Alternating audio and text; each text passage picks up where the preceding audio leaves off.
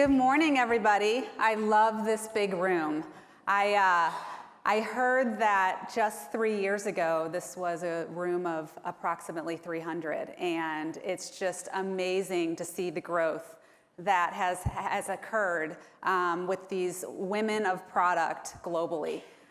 It's important that we stick together and provide support and this networking. And so I just think it's so amazing that this opportunity exists for you guys to be together, learn from each other, be inspired by each other. And I'm honored to speak this morning to you. So I want to talk about a few things that have guided my career. I'm going to talk to you about my career journey a little bit, but I want to talk about sort of life lessons in leadership and what sort of guided my path along the way. So finding a North Star is incredibly important in terms of trying to make sure you're on the right track throughout your career. Because as all of you know, the journey is not linear and it's not a steady path. And so it's important to be grounded in sort of what you're headed for, what you're aspiring for. And so there's 4 things that I want to talk about that have sort of guided my career journey. The first is the importance of purpose, and that's sort of the North Star, said another way. The second is the value of diversity. The third is making trade-offs, which we all have to do every single day. And the fourth is about straight talk, the importance of straight talk. So just to give you a little bit of context, this is a picture of a few of the people in my family. And it has guided what has made me who I am today, and also what sort of has created the person I am. And so a little bit about my upbringing. So I was born in the 70s in the Midwest. I was lucky enough to have been adopted by white folks when I was young. And they actually adopted 6 of us of all different races and ethnicities. I like to joke that my parents were the Angelina Jolie and the Madonna of their time with a lot less money and before it was in style. And that's just sort of how we grew up. My parents fostered as well, and so there were constantly kids coming in and out of our lives of all different ethnicities. This was not common where I grew up at that time. And, my parents were extremely purpose-driven. They were community-minded. They believed in creating the very best out of every one of us and finding that thing that drove our passion and then bringing all of the pieces together into what we called a family. And this was just normal and natural for me.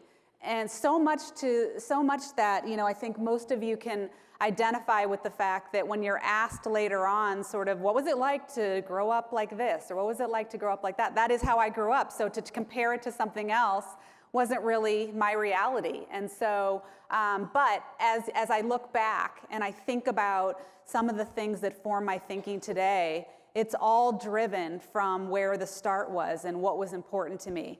And my parents, my mother was and is, she's a professor of math and computer science. She's a PhD in math and computer science. She's 77 years old, and she got her PhD when she was adopting 2 of us in her early 20s. And this was just the way it was, right? Like we would get phone calls and they would ask for Dr. Abkemeyer, which is my maiden name, and they would expect that my father was going to get on the phone. And my mom would get on, she's like, I'm the doctor in the house, right? And so, and that was a long time ago. She's 77. And so that was literally, what formed my early thinking around what was possible. It was something that I saw early on, and women in technology is something that's been a part of my reality from the very start, and I've just been so thrilled to see how far we've come so that she's not the only person in the room anymore. so when you think about, sort of all of the things that have formed my sort of view of the world, it really equates a lot to what makes business work well.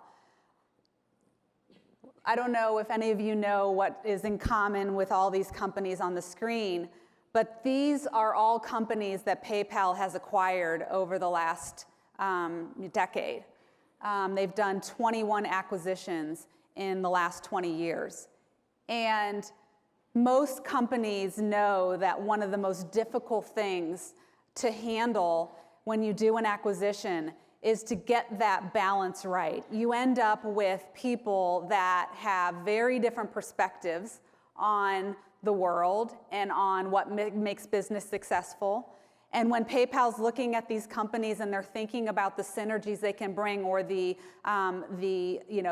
acceleration of innovation that these companies can bring, that's sort of the goal when you acquire a company. But then once you acquire a company, you have to spend a lot of time making sure that you don't ruin what made it special in the first place. To get that balance right of the diverse perspectives that come from all of these various type of companies that feed into your roadmap and feed into your customer offerings, and really make sure that the people that are within these companies are still able to contribute in a way towards a common goal that enables you to realize the value of what each of those companies bring. And that's a really difficult challenge, but one that has always come natural to me because of the fact that that was what was happening in my household from early days. And so I'm constantly trying to think about how to make sure that we are bringing together all of the various talents that we get from the various companies that we've brought together in a way that we're all marching towards the same goal and the same goal line and getting the very best out of everyone that is in the family of PayPal. So this brings us, I think the topic of diversity, whether you're talking about gender diversity or, diversity of background, ethnicity, it's a really hot topic these days. And, there's a good reason for that. The reason is that, if you think about, for all of you that are in product, the goal is that you create a product that resonates in the markets you're either serving today or that you're trying to serve, and that you're creating something that customers want. And in order to do that well, it's important that you're thinking about the root cause of the problem you're trying to solve or the solution you're trying to design. And that requires that you are staying close to the communities that you're trying to serve. And so that's the value in diversity. And, in the business world, when you're bringing together all of these global teams and you have a diverse set of people in the room, it's important that you really think about what is going to bring the very best out of each one of these individuals.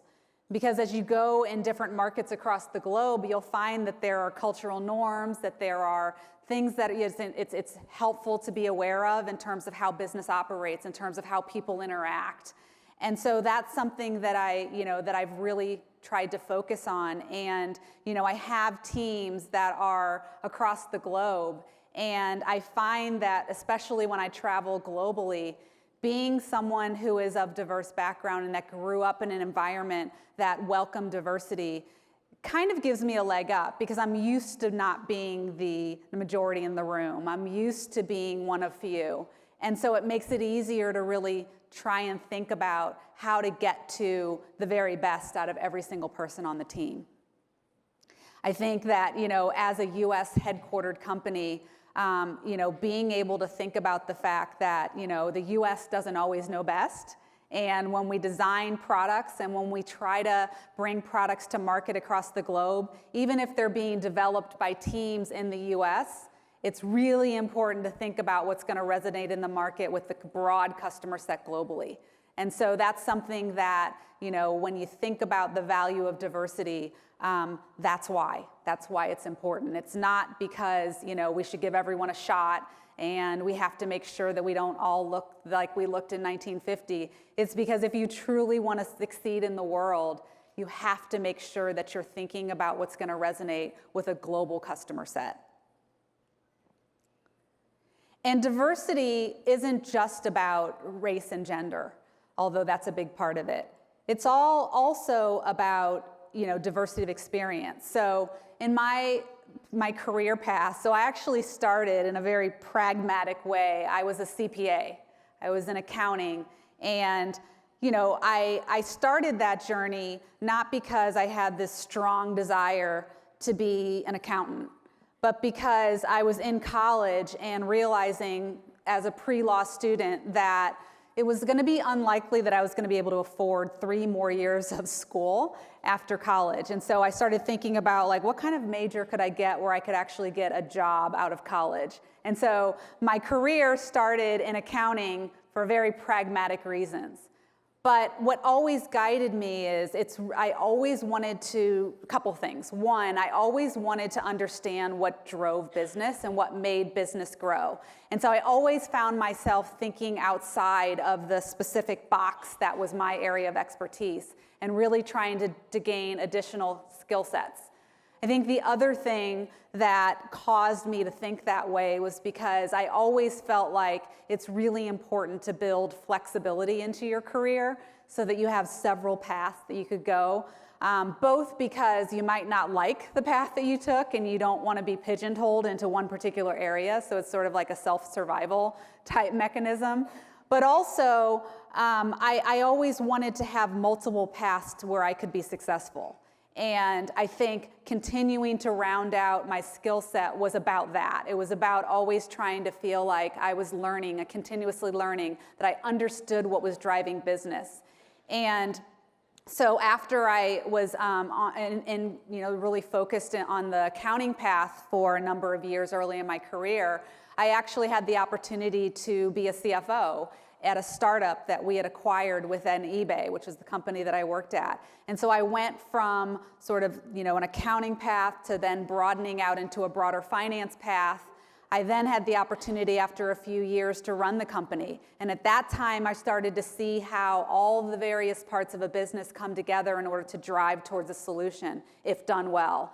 Everything from product and technology to marketing, go-to-market, to sales, to the functions around, regulation, legal, accounting. All of those things have to come together, and they have to be aligned around a common goal. And so that was something that really enabled me to round out a skill set around what actually drives business. How do we actually meet customer needs? How do we stay ahead of the competition? And then I actually had the opportunity a little later in my career to run HR for a little while at PayPal, which was kind of crazy because, when I was asked to spend some time in HR, I was sort of like, can someone tell me an org chart? Because I really don't even know all the things that come together in HR, and I certainly don't feel equipped to be able to do that well. But what that taught me was that the value in teams is actually trying to figure out all of the talent that exists at all levels on teams, being willing to learn from those teams and feel confident that although you are terrified and you don't feel ready, you actually have something to offer. There's a reason why they asked you to do it, and it's probably not the subject matter expertise. And so what that means is that you have to rely on the members of your team that are experts in their fields and find ways to understand what is driving them and what's important to them to bring out the very best and to give them credit along the journey. And so all of these things that I've done in my career have been very left brain, right brain. And I think it's a testament to what is needed in order to really succeed in business. You need the creative side. You need the analytical side. You need the folks that are really thinking about keeping all of us out of jail so that we can actually serve customers down the line. All of those folks need to come together, and they have to not only be aligned around a common goal, but they also have to feel like there's something in it for them, that they are able to proceed in their career in a way that shows that you're supporting them and giving them context to be successful. So next, I just want to talk about trade-offs, because I think all of us have to make trade-offs along the way.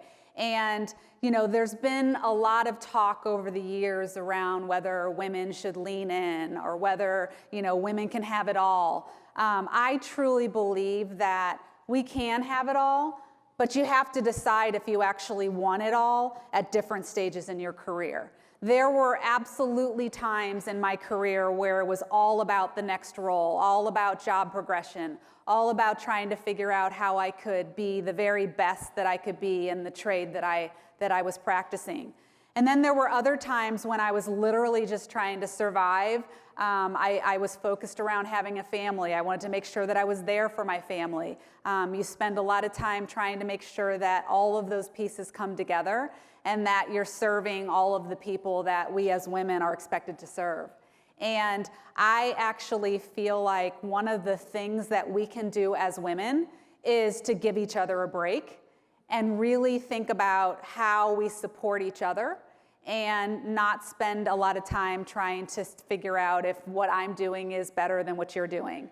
And, I think that, you will find times in your career where your focus is going to be on that next role or how to progress. And other times it's going to be, I'm actually good where I am because I want to either perfect what I'm doing today, or I want to spend time with my priorities on things outside of work, whether it's, getting your next degree, or whether it's running a marathon, or whether it's taking care of your parents, or whether it's, helping your kids with something that requires your attention wholeheartedly at that time.